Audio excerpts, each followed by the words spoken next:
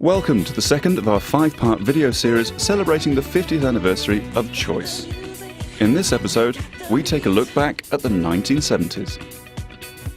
Choice kicked off the decade by explaining the differences between pantyhose denier gauge and weave, while newfangled portable cassette recorders were lauded, and we criticised the absence of information on food labels. 1971 saw the continuation of a long-running battle with door-to-door salesmen. We tested plastic toilet seats and found that many locally produced whiskies were more than a match for imported brands of scotch. White goods featured heavily in 1972, with gas stoves and freezers taking centre stage. In the same year, we also sounded out against advertising in children's programmes, while brave testers donned inflatable sauna shorts, the latest vogue in weight loss. On to 1973, and we considered the benefits of home brewing as a means to counter the rising costs of bottled beer, while environmental consumerism showed its very first green shoots. We also pushed federal parliament for a national commission for consumer affairs. 1974, and we were busy evaluating touch typing courses, growing sea monkeys, and informing the DIY fanatic which was the best heavy-duty drill to use.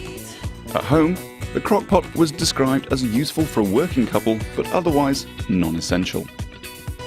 1975 was a year of new technology, with the very first colour televisions hitting the Australian market at $900 a throw, and handheld electronic calculator sales skyrocketing. We also described the new Trade Practices Act as one of the most important pieces of legislation for consumers in Australia. In 1976, Choice lamented the demise of the Great Australian Meat Pie, renaming it as the Great Australian Gravy Pie. Supermarket checkouts became computerised, and we urged our readers to reject overpackaged goods in an attempt to reduce the amount of waste created every year. 1977, and it seemed that Australians wanted nothing but radio cassette recorders, while we were less convinced by the sudden popularity of digital watches. We warned against asbestos and noted that the number of microwave ovens in the home was increasing rapidly. 1978 got off to a glamorous start with chemical toilets and compost bins, and we launched our very first reliability survey. Solar water heating was also put forward as a way to reduce our dependency on dwindling fossil fuels.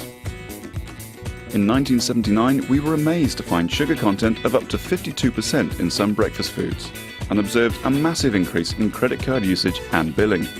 Computer games made the first move from the arcades, arriving in a domestic package that simply connects to your TV socket. Whatever will they think of next? Thanks for watching our roundup of the 70s as seen through the eyes of Choice magazine. To find out what we're doing these days, visit choice.com.au.